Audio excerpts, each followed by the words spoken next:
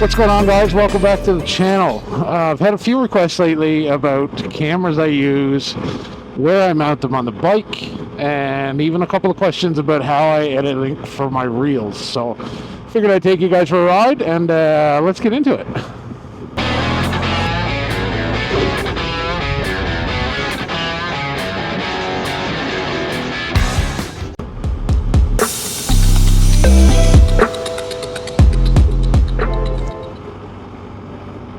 So I've got three currently main cameras that I use, which are my bread and butter, so they come with me on every trip. If I'm headed out on the road, even for a day trip like today, just a little spin around town or a long trip, these are the three cameras that I am packing with me, and they are the DJI Osmo Action 4, which you see right here in front of me. I currently have my Insta360 X4 mounted on my Dangle Design gripper mount. And I will also take my Insta360 One RS, which I don't have with me today, but that's the one that I do like 99% of my point of view shooting with up till this point. I'm starting to get a little more familiar with the X4, and the quality footage that comes out of this X4 being an 8K camera is absolutely insane. So I may start using this one a little more often.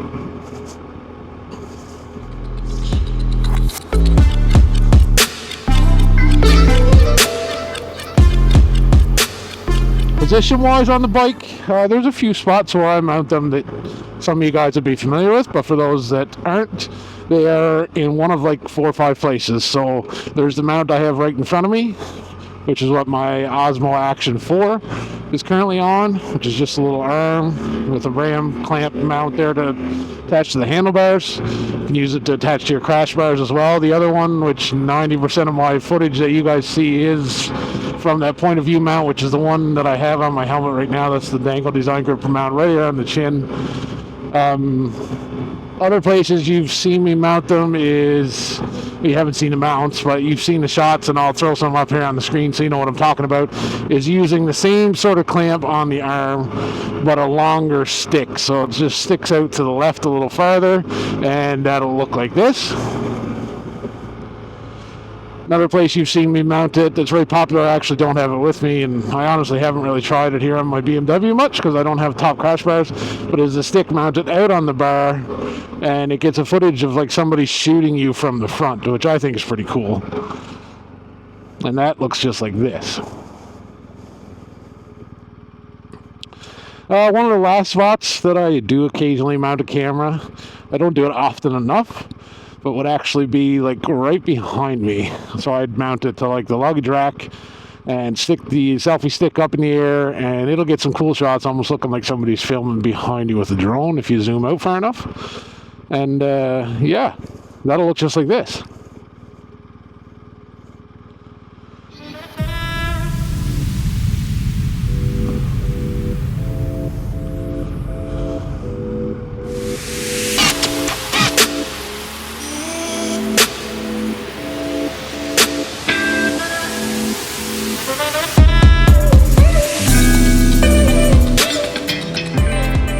The mounts that I use are just Insta360's mounts.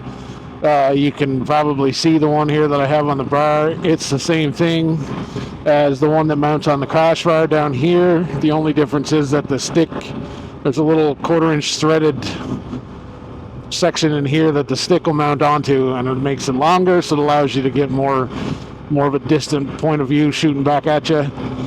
And that's really it. I mean, you guys have seen what this Dangle Design gripper mount looks like.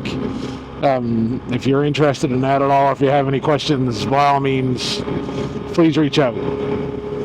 But that in a nutshell is what I use for camera mounts and cameras. They serve me well. You guys all know I love my 360 cameras for general short form content. Even long form content. What it allows me to do is, in the editing process, it allows me to get that perfect shot.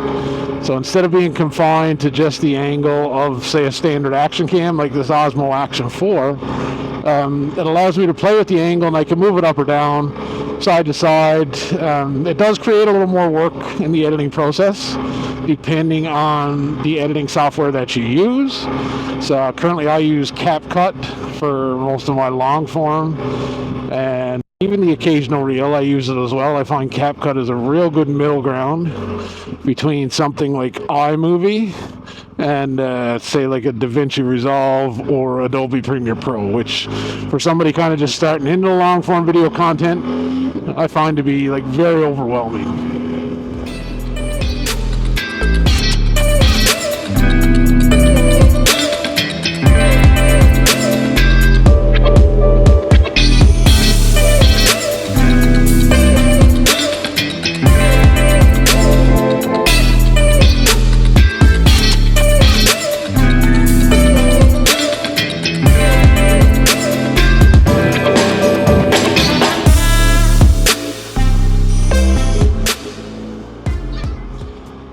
Not sure if I said it already or not, but for using CapCut like I do have to use the Insta360 Studio, which is their MacBook version of their editing software. Super user-friendly and easy to do, but you have to reframe your clip before I put it into the editing software to use to create the video. I do know, I've never tried it, I don't know what it's like, that like I know Adobe Premiere Pro has a plug in it that allows you to reframe the footage while you're actually doing the editing like within their software. So, but that I'm not familiar with. That's still above my my video editing skills to this point, which I'm trying to improve. So the next 6 months should give me enough time to get a little better. We'll see what happens next season.